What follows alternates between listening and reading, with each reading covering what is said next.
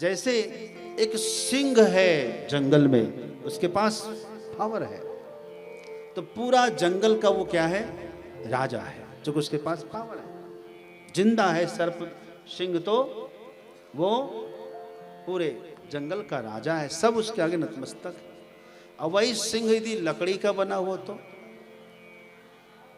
वही सिंह यदि लकड़ी का बना हुआ हो, तो क्या उसके आगे कोई झुकेगा, कोई उसको मानेगा? समझ लो, ज्ञान से अधीन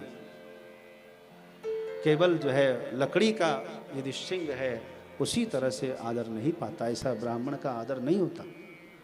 इसीलिए ब्राह्मण को यत्न पूर्वक अपना ज्ञान प्राप्त करना चाहिए। मुझे बड़ा कष्ट होता है जो स्वयं वेदज्ञ है, शास्त्रज्ञ है, वे भी अपने बच्चों को संस्कृत नहीं पढ़ा रहे, वे अपने बच्चों को गुरुकुल में नहीं भेज रहे, इंजीनियरिंग कराते हैं, डॉक्टर कराते हैं, मेडिकल कराते हैं। तो ये चिंता का विषय है।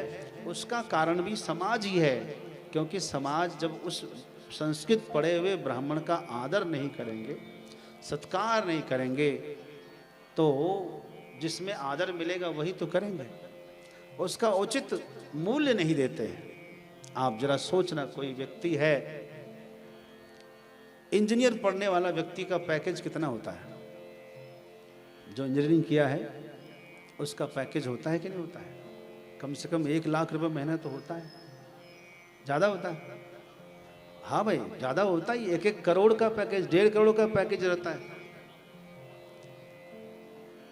मेडिकल कर ले वो भी पैसा इतना कमाता है, लेकिन संस्कृत पढ़ ले, कोई विद्वान बन जाए, उसका पैकेज इतना होगा नहीं होगा।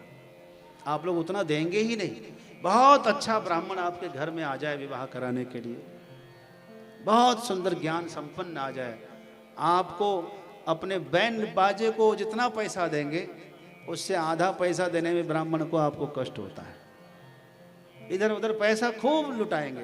ब्राह्मण ने अच्छा मंत्र पाठ किया, उस पर पैसा कभी लुटाया? कभी उड़ा के दिखाओ।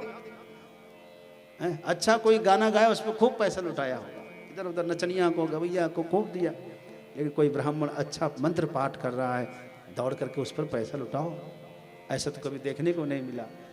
प्रोत्साहन जिसको मिलता है वही आगे बढ़ता है।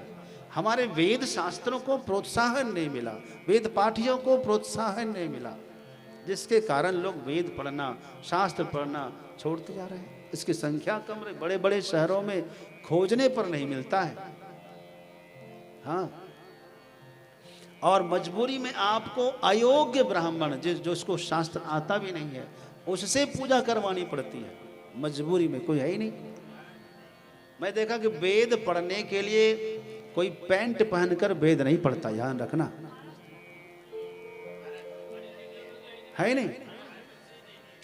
बहुत जगह नहीं मिलते हैं। हम पंजाब में गए, वहां नहीं मिले लोग बूढ़े हो गए, ब्राह्मण जाति के हैं, जनेऊ संस्कार नहीं हुआ। मैंने कहा क्यों भाई?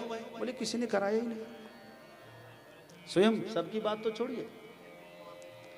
तो समाज में इसका अभाव होने वाला है। तो इसीलिए हम कहते हैं आप लोग सावधान होइए। जब सनातन धर्म आगे बढ़ेगा तो आप क्या चाहते हैं, पाखंड बढ़े या पुण्य बढ़े? पुण्य बढ़े। सनातन धर्म आगे बढ़ेगा। भारत यदि हिंदू राष्ट्र बनेगा तो सबसे बड़ी भूमिका होगी इनकी, जो आचार्य हैं, जो पुरोहित हैं, जो हमें सही मार्ग सिखाएंगे। और जो पढ़े लिखे नहीं होंगे तो हमें केवल पाखंड में इधर उधर भटकाते रहेंगे। सही मार्गदर्शन करने वाला विद्वान तैयार हो, इसके लिए आप लोगों को गुरुकुल के लिए को प्रोत्साहन करना चाहिए, गुरुकुल की तरफ आगे बढ़ना चाहिए। गुरुकुल ही तो सही ज्ञान देगा, है? आप देखते होंगे दूसरे लोग मदरसों में भारतीयता के विरुद्ध सिखाते हैं, मानवता के विरुद्ध सिखाते हैं, लेकिन हम गुरुकुलों में मानवता सिखाते हैं, सज्जनता सिखाते हैं। और आपके हर प्रश्न का उत्तर देने में समर्थ होना चाहिए। हम लोग मंच से सिखाएंगे, लेकिन जो पुरोहित होते हैं वो आपके घर घर में जाकर कथा करते हैं, घर घर में जाकर पूजा पाठ कराते हैं। आपके छोटे छोटे बच्चे उनसे रूबरू होते हैं।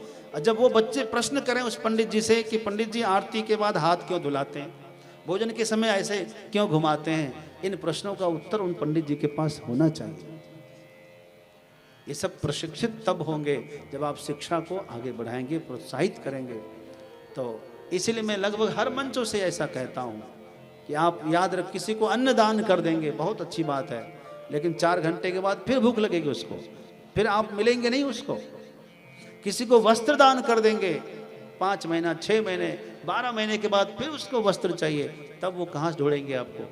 लेकिन किसी को आप एक बार पढ़ा दीजिए, एक बार शिक्षा कर दीजिए, आजीवन फिर उसको दोबारा शिक्षित होने की आवश्यकता नहीं है। किसी के आगे उसको हाथ नहीं फैलाना पड़ेगा। तो शिक्षा दान करिए, खास करके उनको जो हमारे सनातन धर्म के नैया को आगे बढ़ाएंगे, उनको प्रोत्साहित करिए।